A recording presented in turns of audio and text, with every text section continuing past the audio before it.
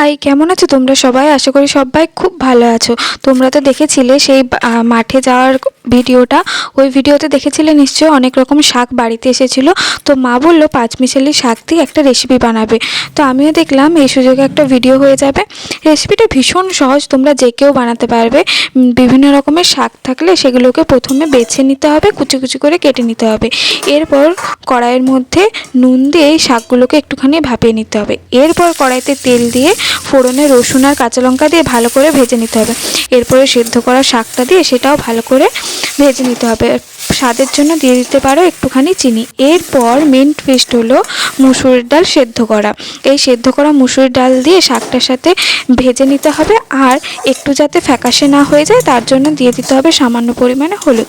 ব্যাস, তৈরি হয়ে যাবে এই দুর্দান্ত স্বাদের রেসিপিটা। তোমরা একবার এটা ট্রাই করো, আর ভিডিওটা ভালো লাগলে অবশ্যই চ্যানেলটাকে সাবস্ক্রাইব